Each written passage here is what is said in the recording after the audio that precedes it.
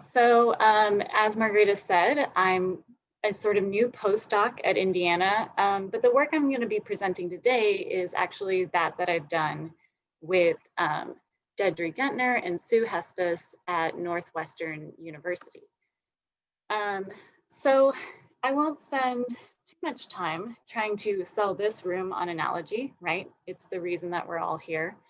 But I do want to really emphasize just how impressive it is at its best. Like when everything is working, relational learning is sort of one of the pinnacles of human cognition, right? We see it showing up in science classrooms. So if you think about Dr. Angaro's work, of course, and we also see it all the time in things like TED Talks and podcasts, right? This is just one example of something from 99% Invisible, in which, you know, the details aren't important, but basically they were talking about taking this structure of ants individually foraging, but being able to sort of centrally communicate through pheromones, and applying it to a radically different domain of autonomous rideshare vehicles, you know, foraging through the city for passengers.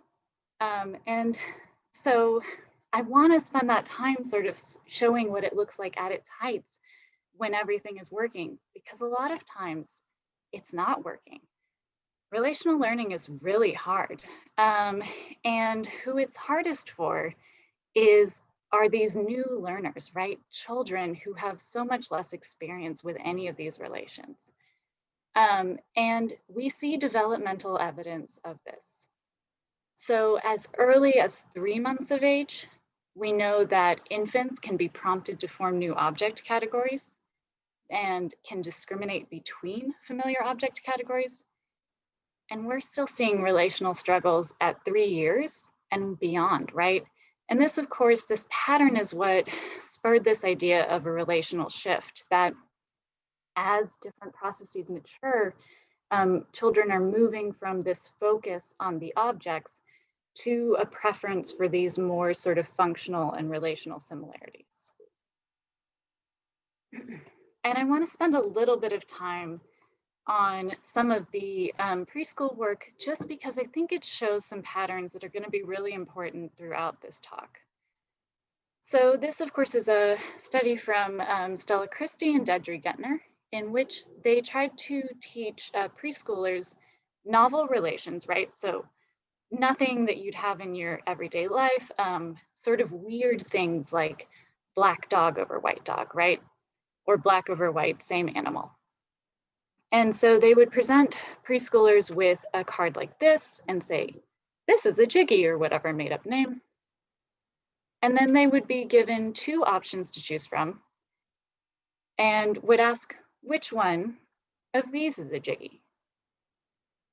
Now I know that as sophisticated adults, all of you would go for this one, right? It's satisfying, it maintains that same structure. But that's not what 3-year-olds answered. And the thing is, it's not a mystery as to what happened with them. They saw the dog and forget about the relation.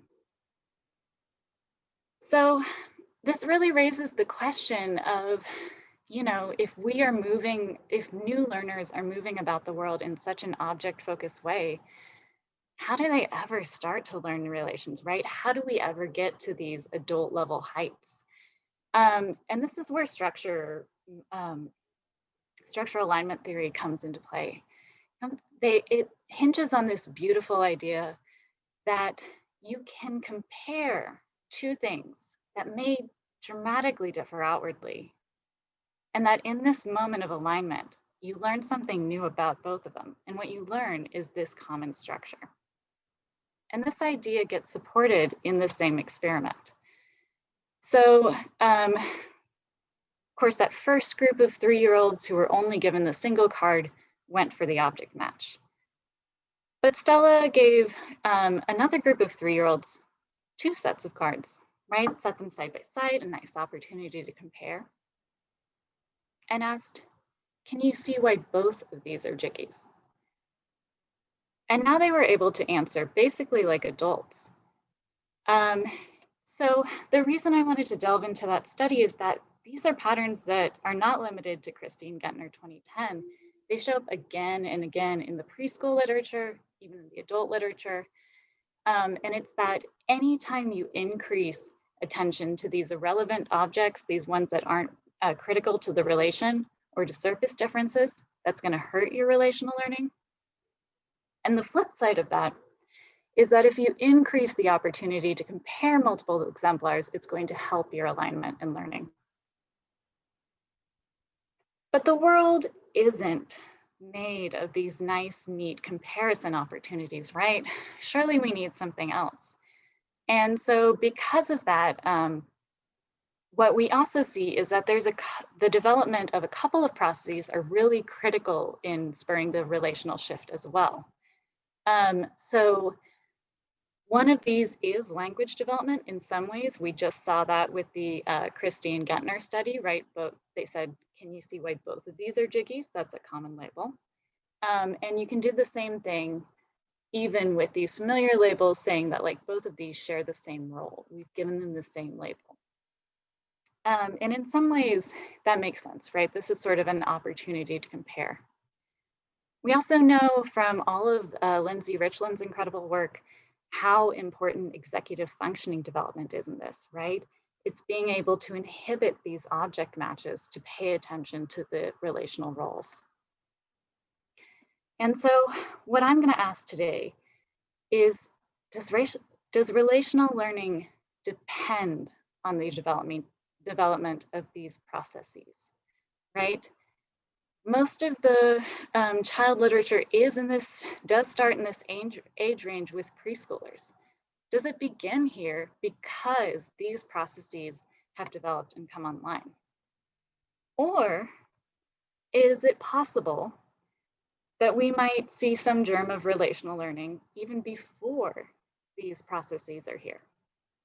And in that case, we would have a better sense of how these all interact to lead to improvements across the lifespan. So to test this question, this is work led by Alyssa Ferry, and they tested whether 7 and 9-month-olds, right? So before any language production, before most language comprehension, could learn the relation same and different. Now these are some really basic, but very abstract relations, right? Any two things can be same. And it's nice because this same and different relations show up a lot in the animal cognition literature. So we have that as a point of comparison.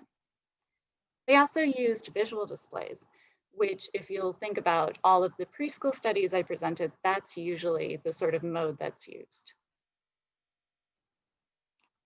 And another thing I want to point out is that the test trials that they used to examine infant learning examined patterns of infant learning, that is, not just successes, but predicted failures.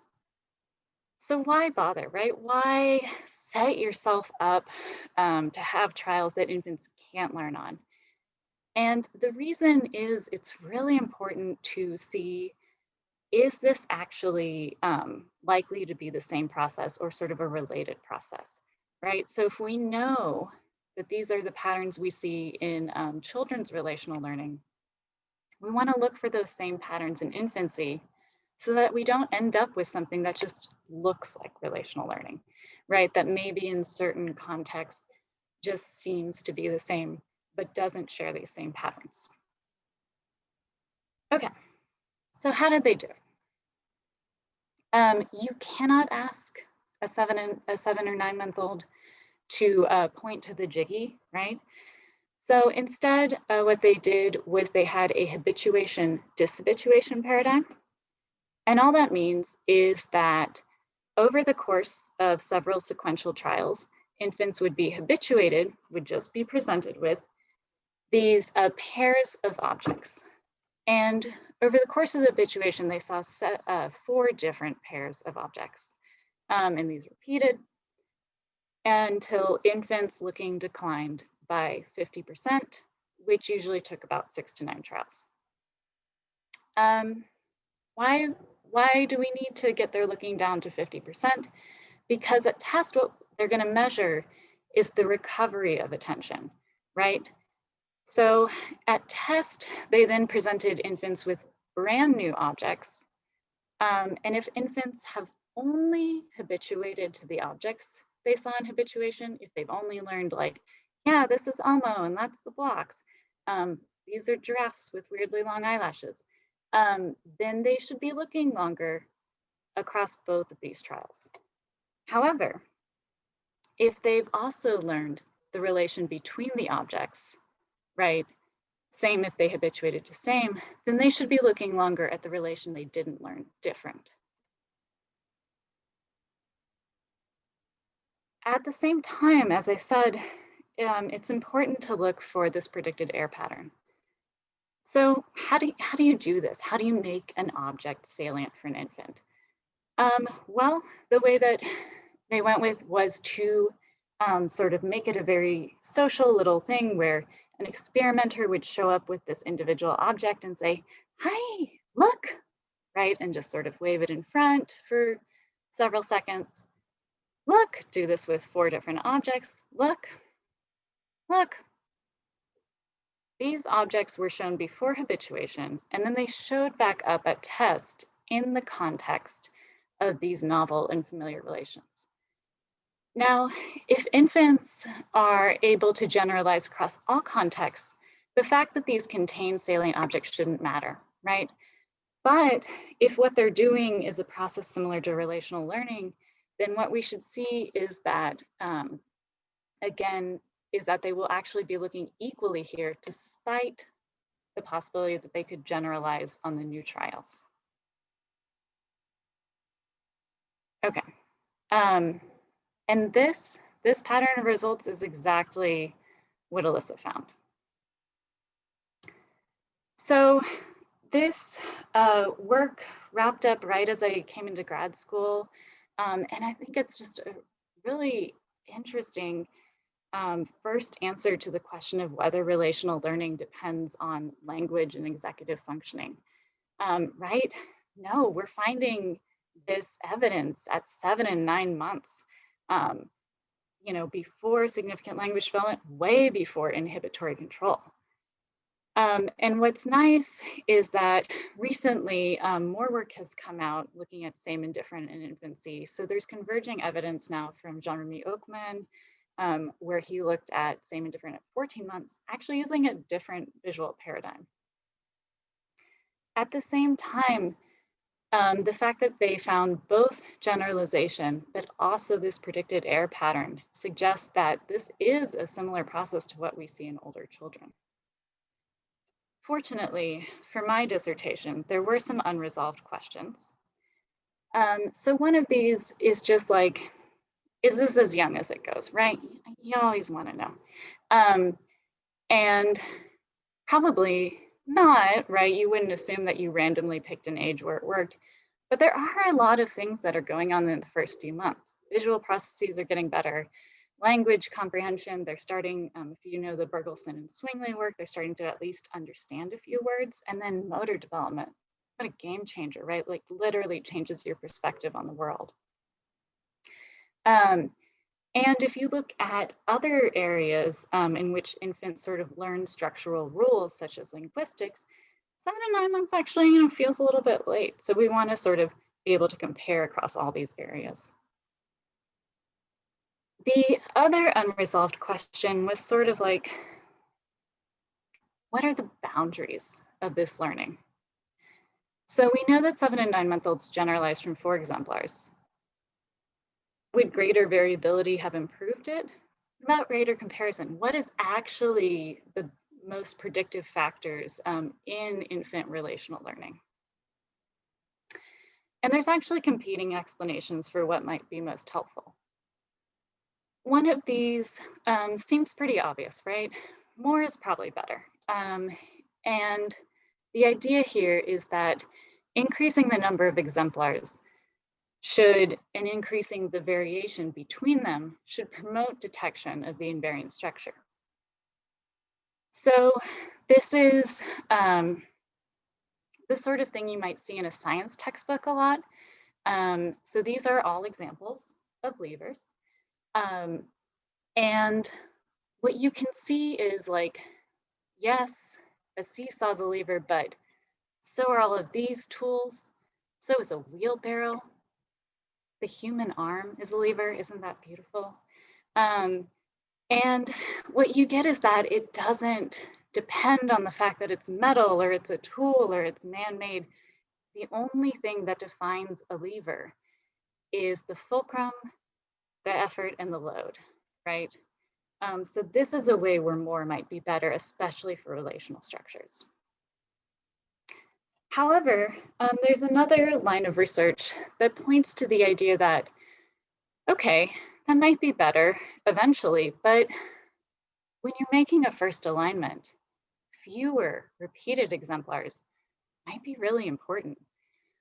We see evidence of this with learning spatial relations later in infancy, and we also see this with learning verbs, right? Both of these are things that are not as obvious as like object categories. And if you actually think about what your experiences are in learning about levers, it might really have started with a lot of repetition of seesaws, right? You knew seesaws were levers, you got how it worked. It's really obvious. And then one day you are able to compare to a new exemplar of a lever that's a little less obvious. And in this moment of comparison, right, after incredible experience with just one or two of these, this common structure sort of blooms out and you start to see it across more things. So with all of this in mind, we plunged down the developmental ladder to test 3-month-olds. Otherwise, we kept things pretty much the same. We, like Ferry et al., we habituated them to same or different, and we tested for the same patterns. But the other thing that we did was between subjects, we asked that question of, is less more or is more more?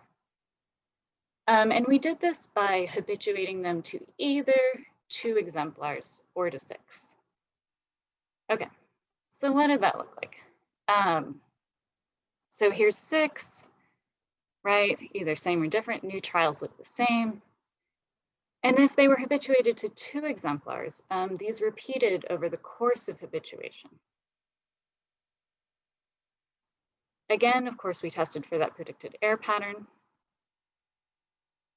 And then we want to see, do these results line up? So to orient you to this graph, the dependent measure is infants' looking time on each trial.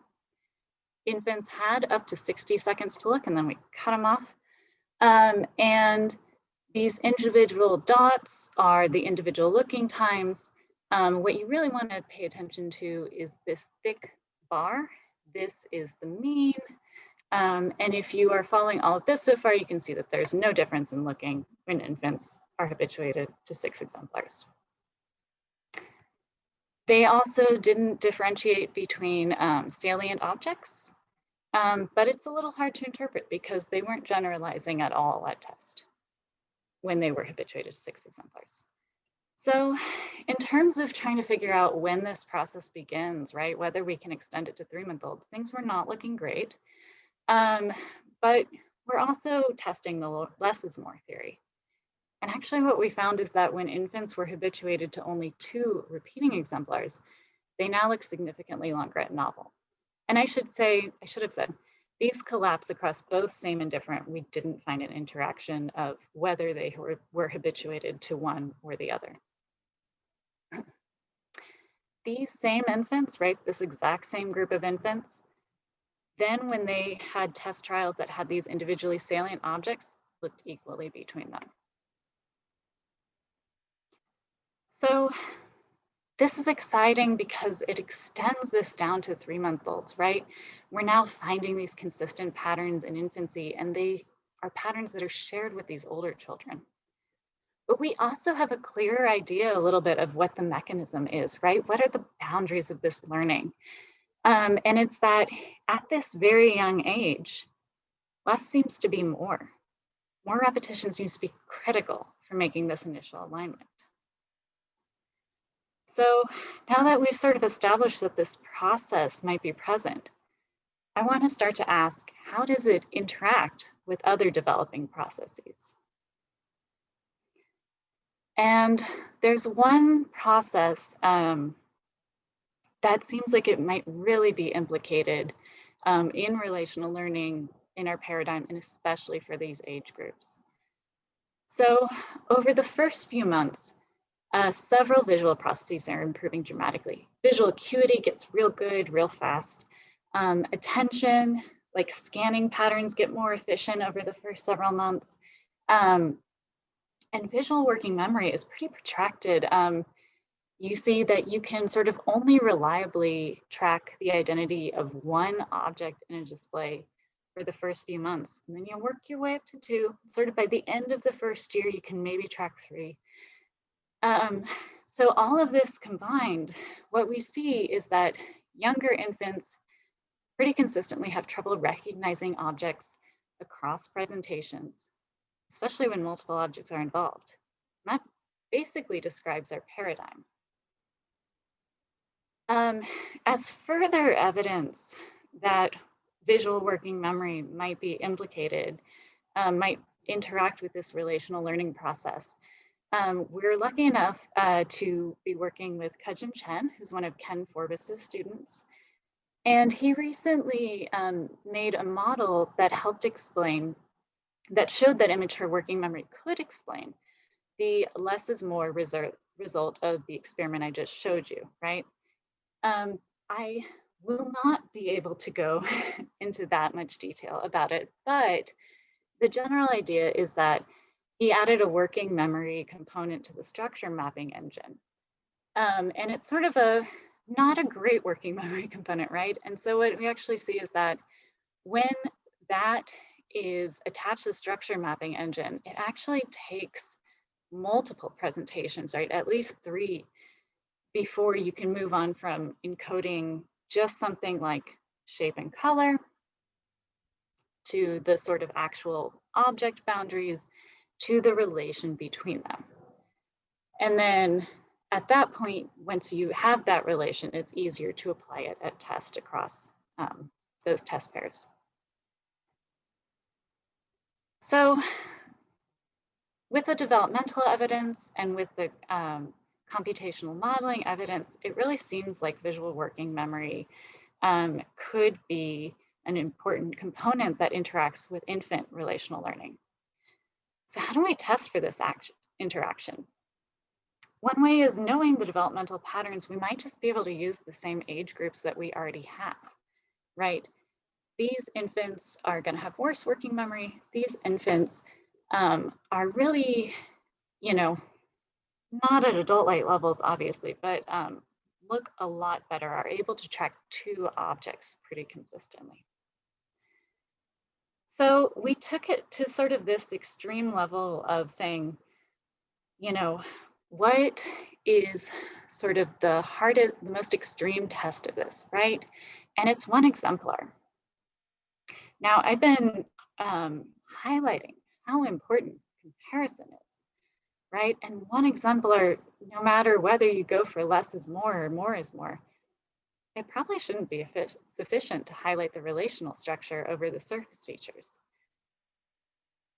But if there's any context in which it would be, it might be this one in which infants are both failing to recognize individual objects across presentations and where they need more repetition to build up an abstraction. This should absolutely depend on age. As visual working memory improves, even by 7 and 9 months, generalization from a single exemplar should be worse, right? The generalization should be much narrower the better you're able to encode those objects. So with all of this in mind, we tested both of these age groups on a single exemplar, and that was repeated all across habituation.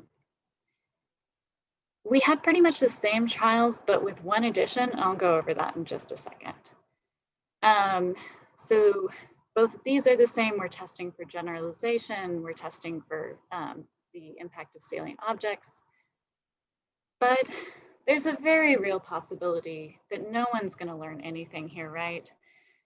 So we also added what we call a memory check, and that's literally what it was. All that the memory check trial asked is, if you have been staring at this pair of objects for the last 6 to 9 minutes, would you rather look at this one? So not a measure of relational learning, just sort of a manipulation check. And what we would predict here is that if anybody can learn from a single exemplar, it's going to be 3-month-olds, but that neither age group should still generalize with the salient objects, and that both should pass the memory check. So let's actually start with the low bar, right? The good news is that everybody was able to discriminate between novel and familiar object pairs when they were literally just a comparison between the one they'd seen in habituation and a new one. So the actual test of learning, though, is the generalization to new items. And what we find here is that 7- and 9-month-olds are not generalizing at all, right? They're looking equally between these. But we did find that 3-month-olds were looking significantly longer at the novel relation, even with 1 exemplar. Finally, we wanted to ask, is this just something weird going on, right? Can we still reliably break them? And the answer is yes. That significant difference goes away when infants are presented with these salient object trials. Okay.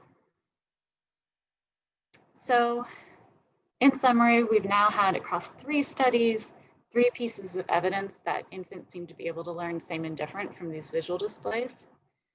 And again, showing these same patterns of learning. But we also start to get a fuller picture of how this relational learning process is starting to interact with these other developing processes, right? This sort of less is more, and how much less is more depends on age, implicating the sort of visual working memory levels at each of these ages. So now I'm just going to present some plans for how we want to follow up on this. So one of these is to really try to figure out how to test the mechanism and sort of ask, can we manipulate older infants' memory for habituation pairs? You might be thinking, Erin, that sounds like something IRB wouldn't approve. But there's actually a lot of ways in which you can make things harder to remember. And one of them is to just change the context in which something's presented, right? Like seeing your elementary school teacher at the grocery store. So that's the plan for the follow-up here. We're just about to start it when COVID hit, so it is not running right now.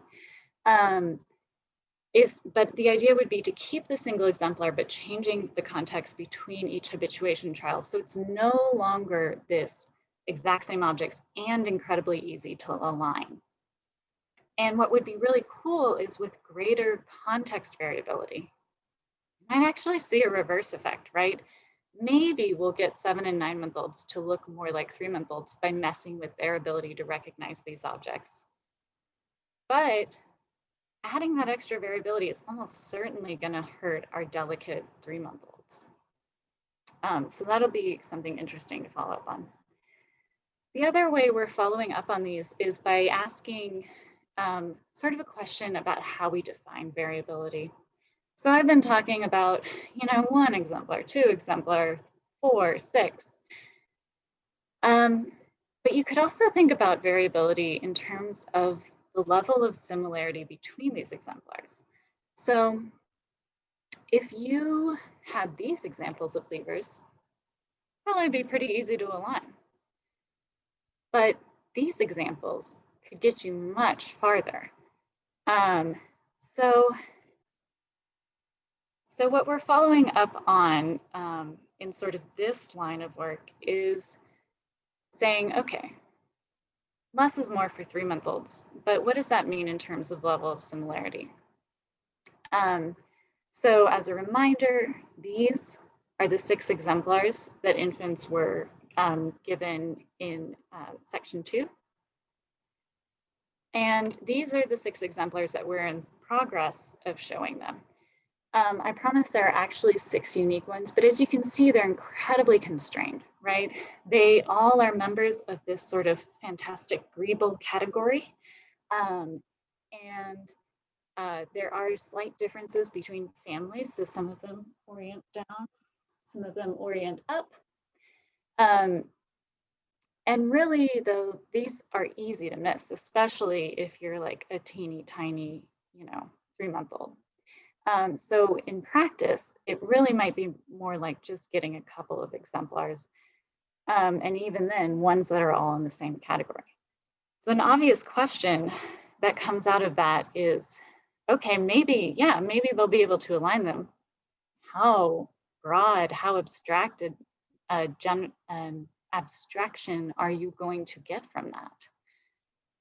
And so we're also, instead of just giving everybody the same new trials, we're also differentiating at test now between near transfer and far transfer. Near transfer being items within this Greeble category, and far transfer being objects out of it. And I'm just going to present just a little bit more of what I'm doing now.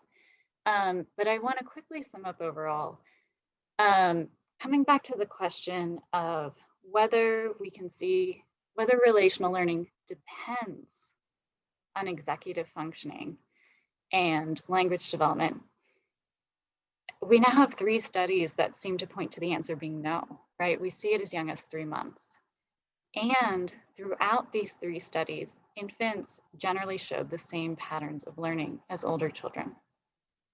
Nevertheless, this is not some static process. It interacts with other developing processes. And ultimately what we see is that what facilitates learning depends on the learner and the stage that they're in. So towards the beginning, I brought up 2 processes that help bolster preschool relational learning. And then I really at most kind of just talked about one of them, which was executive functioning, and really only the working memory part. One question you might have been asking yourself is, what about language, right? I think this is actually a really cool area to think about, because if you think about the ways where working memory might influence relational learning, it's unidirectional, right? It only goes one way. But if you think about the ways in which language development and relational learning development might influence each other, it could go both ways. It could be this whole feedback loop. So I'm working on 2 different things that try to get at both aspects of these. One of them is just asking, when do relational learnings begin? When do relational labels begin to help? And another question that's sort of asking is, what actually is the mechanism by which relational labels help? Is it truly sort of agnostic invitation to compare, where it doesn't need to be a label it doesn't need to contain anything? It's that you hear something with a common label and you're like, oh, this is something I need to compare. Or is it that we see that things like language experience also matter? So basically what we're doing here is to give infants a set of relations that are given a common label, or to instead emphasize differences with distinct labels. And then I'm also looking at the other aspect of language development and relational learning in my postdoc at Indiana University. So the same things that makes relations hard to learn also make it incredibly hard to map the labels onto them, right? If I say that something is under the table, then you don't know where exactly it is. It could be off to the side. And to make matters worse, the same objects can take different roles, right? Cat can be on my lap. No, it's not a good example.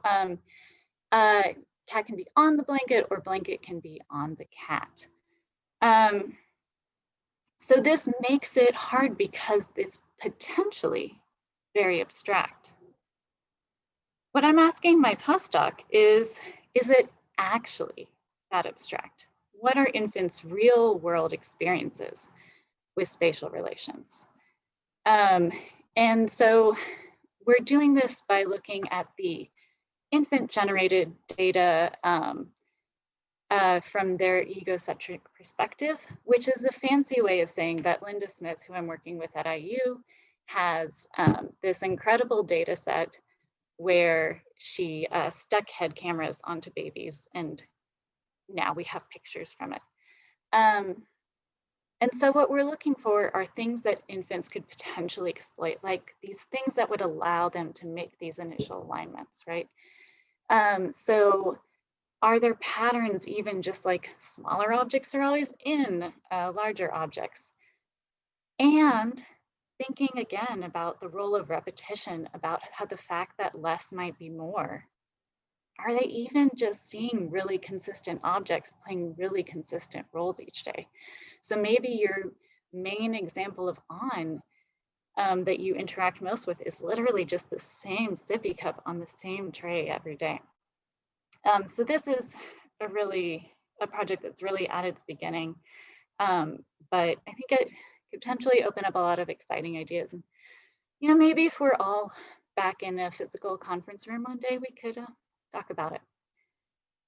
But at this point, I want to wrap up.